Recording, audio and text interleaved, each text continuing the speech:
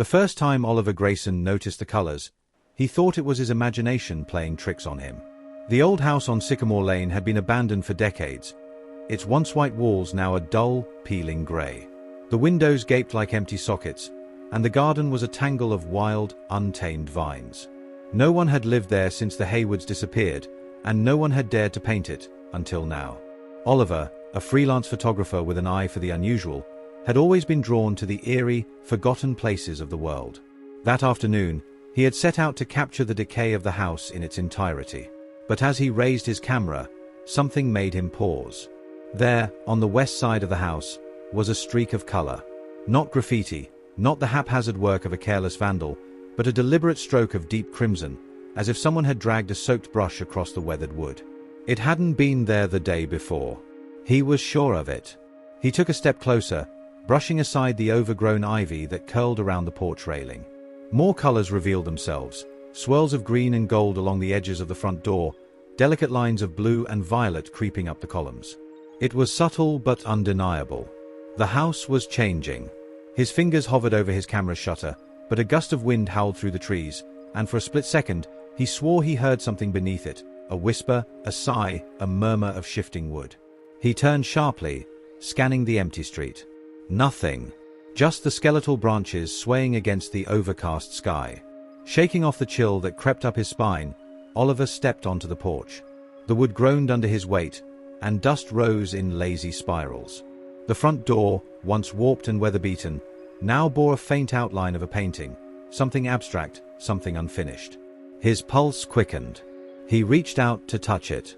The moment his fingers brushed against the surface, the color deepened, as if awakened by his presence. The red darkened, bleeding outward, shifting into an image that had not been there seconds before. It was a face. Oliver yanked his hand back. The face was indistinct, more suggestion than detail. Hollow eyes, a mouth frozen mid-cry. His breath hitched as he took a step back, his camera dangling forgotten at his side. The house creaked, and another whisper, softer this time, rustled through the air. A chill settled in his bones. He needed to leave. Now. As he turned to go, the wind picked up again, sending dry leaves skittering across the porch. But as they moved, something else shifted, a sliver of color, creeping like spilled ink along the walls, expanding with each breath of the house. He didn't look back. He didn't dare. Oliver couldn't shake the feeling that something had followed him home.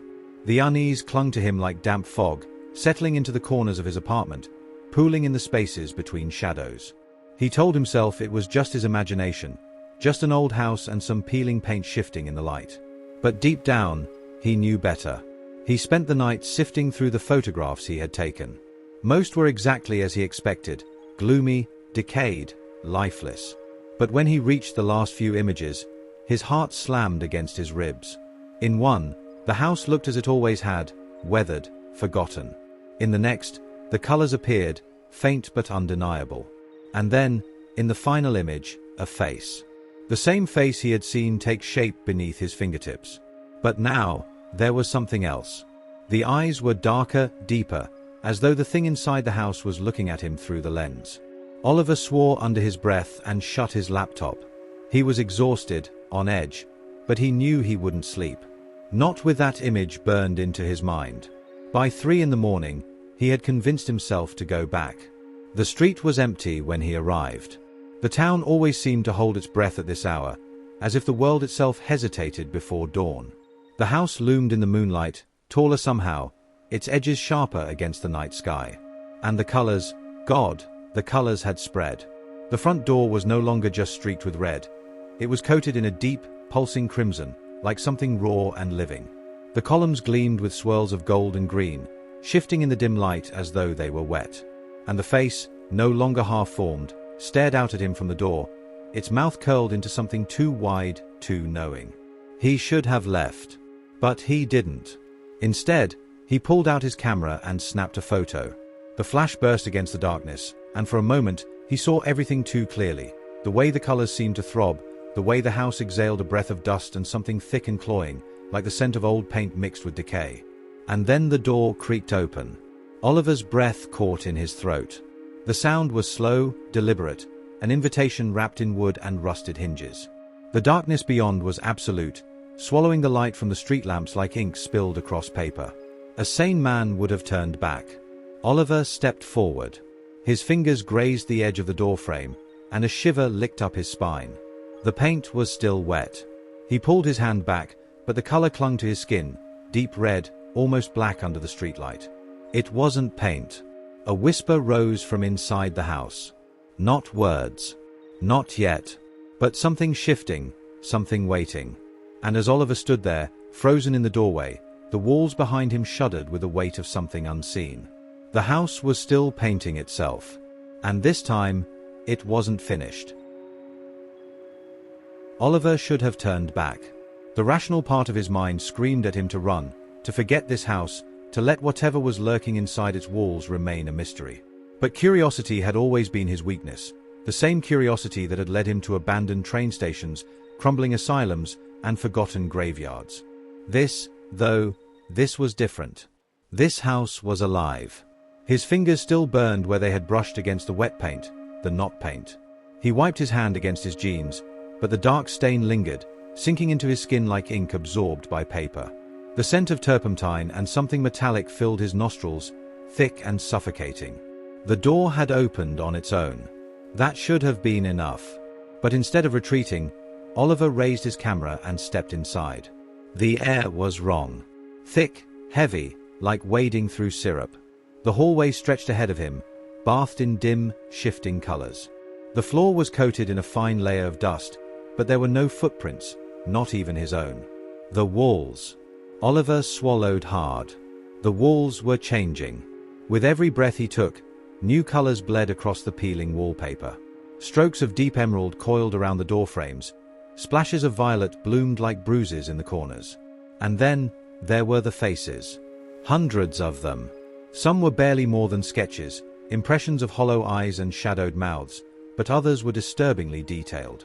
A woman with tears streaming down her cheeks. A man whose lips were sewn shut with jagged stitches. A child with wide, pleading eyes, fingers pressed against the surface as if trying to push through. The deeper Oliver went, the more the paintings seemed to move. At first, he convinced himself it was a trick of the dim light. But as he watched, he saw it, saw the way a mouth twitched, the way an eye rolled to follow him. His pulse hammered. Then came the whisper. It slithered through the air, curling around his ears like smoke.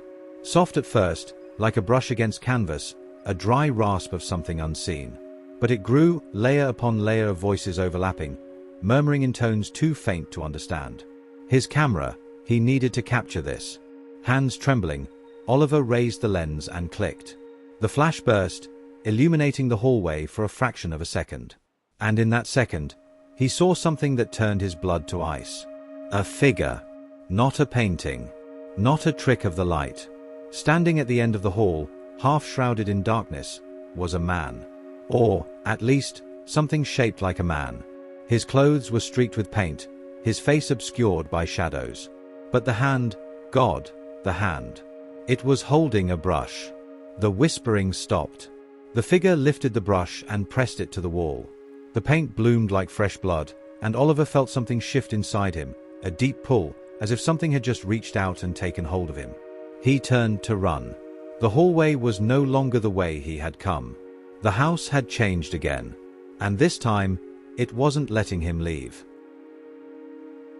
Oliver's breath came in sharp, ragged gasps as he spun on his heel, his heart hammering against his ribs. The hallway he had entered through was gone, swallowed by the shifting walls. In its place stretched a corridor he had never seen before, longer, darker, pulsing with color that bled and twisted like oil on water. He was trapped. The figure at the end of the hall remained still, brush poised mid-stroke. Oliver couldn't make out its face, but he could feel its eyes on him, watching, assessing. Then, slowly, the brush moved again, and the walls answered in kind. A door appeared. Not one that had been there before, he would have noticed it. No, this door was new, forming in real time as if the house itself had just decided it needed one. The frame emerged from the wall like bones pushing through skin, its surface painted with broad strokes of deep blue. The paint gleamed, wet and inviting. The figure lifted its brush, gesturing toward the door. An invitation. Or a trap. Oliver swallowed. Every rational fiber of his being screamed at him not to go through. And yet, what choice did he have? The way back was gone, erased, rewritten. With slow, measured steps, he moved toward the door. His fingers trembled as he reached for the handle. The paint was still wet, tacky beneath his touch. The moment he turned it, something in the house exhaled, a deep, groaning shift, as though the very walls were sighing in anticipation. He pushed it open. The room beyond was unlike anything else in the house. For one, it was pristine. While the hallways had been steeped in decay, this space was untouched. No dust, no rot, no smell of mildew or damp wood. Instead, the air was thick with the scent of turpentine, of oils and pigment. Paintings lined the walls. Not like the grotesque, shifting figures in the hallway, these were different. Real. Detailed. Familiar. Oliver's stomach clenched as he stepped closer. Each canvas bore the likeness of someone he recognized. There was Gregory Hayward, the last known owner of the house before he and his family vanished without a trace. Next to him, his wife, Eleanor, her face frozen mid-scream. Their son, Daniel, hands raised as if to shield himself from something unseen. The Hayward family. Preserved. Immortalized. Trapped. Oliver's throat tightened. He turned to the next canvas and felt the blood drain from his face. It was him. His own portrait, half finished. His face was only partially painted, his eyes and mouth still nothing more than faint sketches, awaiting detail. The brushstrokes were fresh, the paint still glistening. He took a step back. His pulse roared in his ears. Behind him, the whispering started again. He turned. The figure stood in the doorway now, closer than before. The brush in its hand dripped with color, and as Oliver watched in horror, it reached out and pressed the bristles to the canvas, adding the faintest stroke to his cheek. A sharp pain lanced through his skin. Oliver staggered back, pressing a hand to his face. His fingertips came away stained with paint. No, not paint. His own blood, mixing with the color, sealing him into the canvas one stroke at a time. His chest rose and fell in frantic, shallow breaths. He had to stop this. He had to. The brush lifted again. And this time, Oliver couldn't move. The house wasn't just painting itself. It was painting him. Oliver wanted to run. His mind screamed for him to move, to tear himself from this cursed place before the brush sealed his fate. But his body refused to listen. He stood frozen before the half-finished portrait, his breath shallow, his limbs locked in place as though the very air had thickened around him. The figure at the door dipped its brush once more, its movement slow, deliberate. Oliver watched, helpless, as the bristles touched the canvas again. A single stroke. Pain. A sharp, searing sensation flared across his cheek, as if the brush had carved directly into his flesh. He gasped, his fingers twitching, his body trembling. He felt it, the wetness, the heat, trickling down his skin. But when he reached up to wipe it away, his fingertips came back dry. No blood. Only paint. His reflection in the glossy surface of the portrait told a different story. On the canvas, the red streak glistened, cutting across his cheek like an open wound. His likeness was almost complete now. His eyes were filling in, dark and deep, his lips taking form, no longer the rough sketch they had been moments ago. It was finishing him. No, Oliver whispered, barely able to choke out the word. His body trembled, his breath hitching in his throat. He forced himself to move, to fight against whatever invisible force held him in place. His fingers curled into fists. Another stroke. The air punched out of his lungs. He staggered as his chest tightened, the pressure unbearable. He clutched at his ribs, struggling to breathe. On the canvas, his painted self had begun to take a shallow inhale, mirroring him, binding him. Oliver's vision blurred. The realization crashed into him with the weight of a nightmare he couldn't wake from. The more complete the painting became, the less real he became. It's stealing me. His pulse thundered in his ears.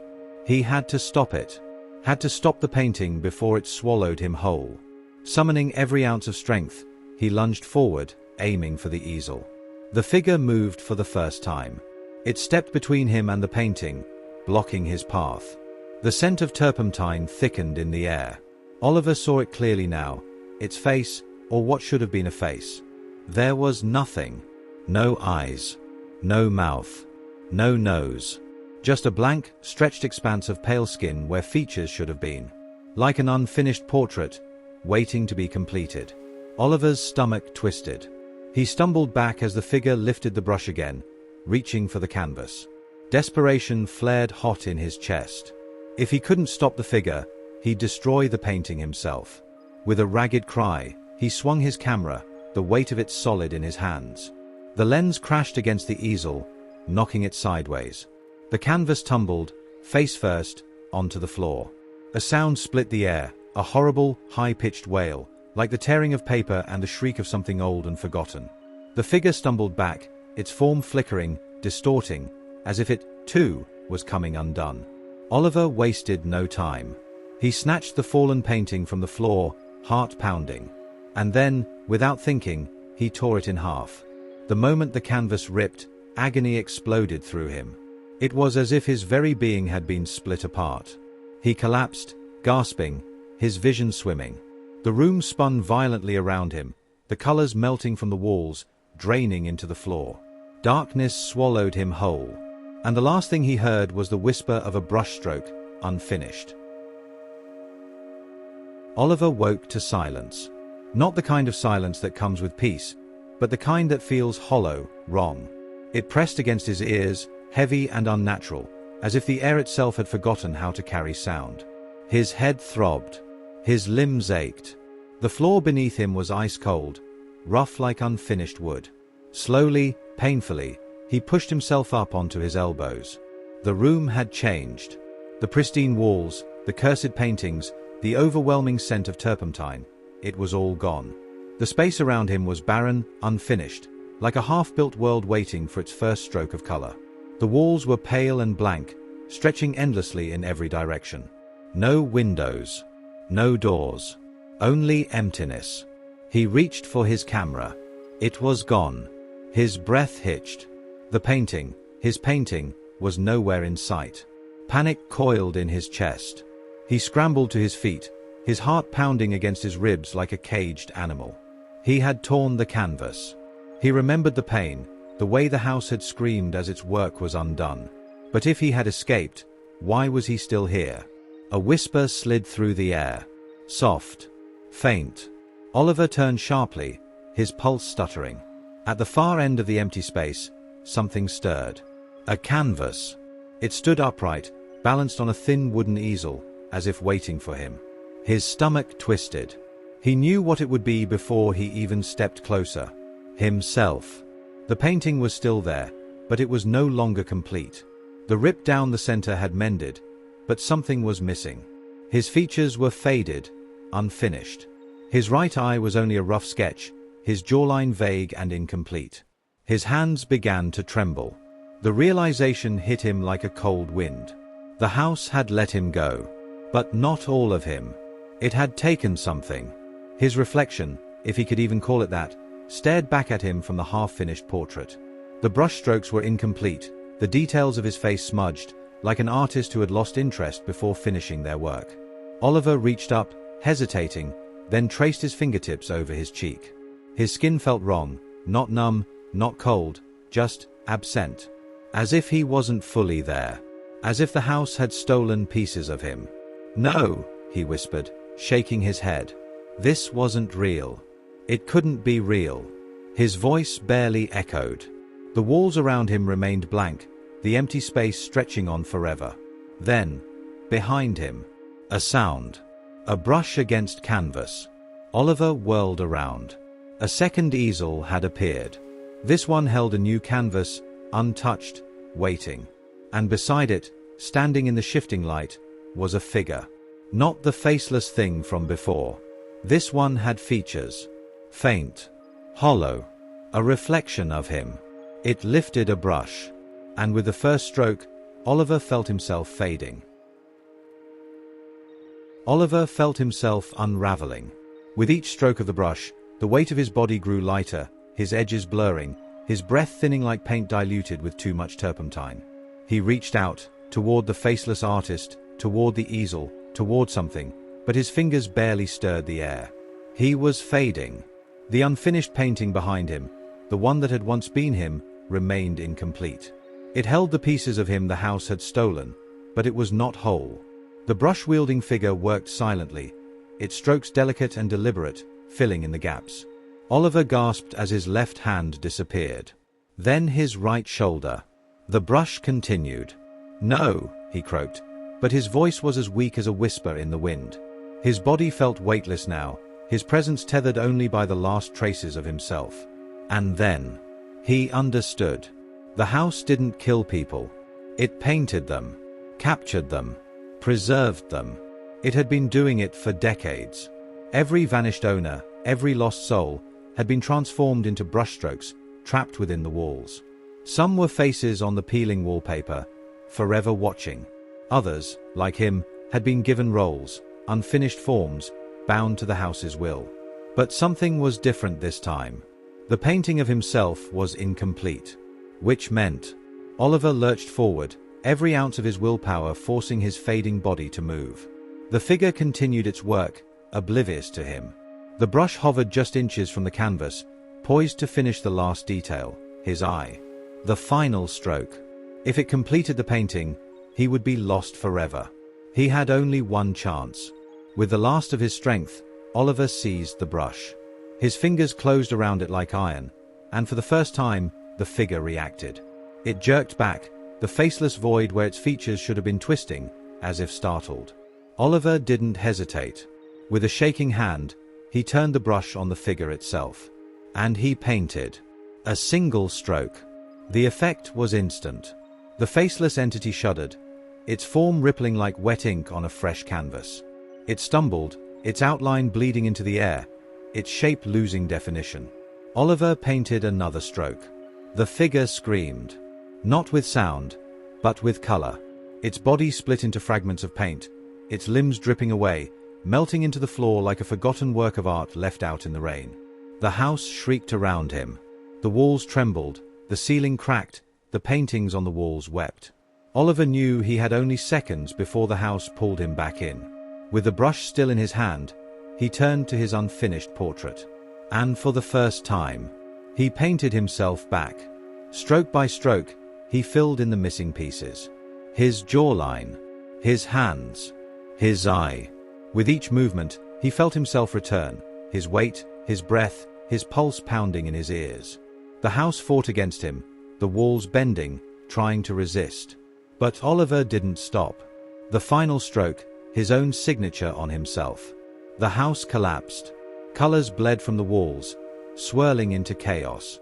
The air howled. The paintings of the lost screamed in silent relief as the world around them shattered. And then, silence. Oliver gasped, his lungs filling with crisp, fresh air. The weight of the brush was gone. The walls were gone. The house was gone. He stood in an empty lot. The old mansion had vanished without a trace, leaving nothing but dirt and scattered fragments of paintbrush bristles. Oliver touched his cheek. Whole. Real. He turned, staring at the vacant space where the house had once stood. He wasn't sure how long he stood there, but when he finally walked away, he left something behind. In the center of the lot, resting on the ground, was an old paintbrush. Waiting for the next artist. Thank you so much for watching. If you enjoyed this story, don't forget to hit that like button and leave a comment below. I love hearing your thoughts. If you're craving more mysteries, thrillers, and spine-chilling tales, make sure to subscribe and ring the bell, so you never miss out on the next chapter. The darkness is always waiting, and the next story could be just around the corner. See you in the next one, if you dare.